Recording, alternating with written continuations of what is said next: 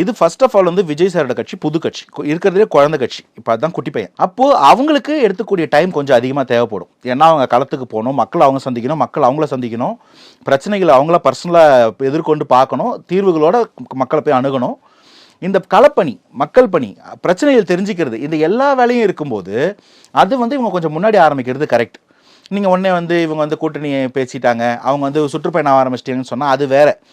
ப்ராப்பராக அந்த ஒரு ஈவெண்ட்டோட ஒரு பிளாஸ்டோட அந்த ஈவெண்ட்டை ஸ்டார்ட் பண்ணி எலெக்ஷனுக்கான முன்னெடுப்பை ஸ்டார்ட் பண்ணி இங்கேருந்து தொடர்ச்சியாக பல்வேறு கட்ட செயல்பாடுகள், அது சுற்றுப்பயணமாக இருக்கலாம், அரசியல் பிரச்சாரமாக இருக்கலாம், இது மக்கள்கிட்ட கட்சியை கொண்டு போய் சேர்க்கிறதா இருக்கலாம், பிரச்சனைகளை ஃபேஸ் பண்ணுறதா இருக்கலாம், இது எல்லாத்தையும் கொண்டு போய் பண்ணும்போது இந்த ஆக்டிவிட்டி இங்கேருந்து ஸ்டார்ட் பண்ண வேண்டியது ஒரு தேவையாக ஏற்படுது. அந்த தேவைக்காக இதை ஆரம்பிக்கிறாங்க. இதை நீங்கள் மற்ற கட்சிகளை எடுத்திங்கன்னா எலெக்ஷனுக்கு முன்னாடி அந்த 3-4 மாதம் நீங்கள் சொன்ன மாதிரி தேமுதிக மாதிரி அப்போ ஒன்று பண்ணுவாங்க. அது என்னென்னா கட்சி நிர்வாகிகளை கூப்பிட்டு வச்சு பேசி கன்வின்ஸ் பண்ணுறதுலாம் இல்லை, அவ்வளோ ஜனநாயகம்லாம் இங்கே எங்கேயும் இருக்கான்னு எனக்கு தெரியல. எல்லாரையும் தட்டி எழுப்புதல், அவங்க எல்லாரையும் உயிர் செஞ்சு எலெக்ஷன் வேலை செய்ய வைக்கிறது. வாங்க எல்லாரும் ஒன்று, நம்மெல்லாம் ஒன்று, நீ நானும் ஒன்று, காந்தி பிறந்த மண்ணுன்னு பேசி எல்லாரையும் கொண்டு போயிட்டு எலெக்ஷன் வேலையில் ஈடுபட வைக்கிறதா ஒரு வேலை. அதைத்தான் அவங்கெல்லாம் பண்ணுறாங்க.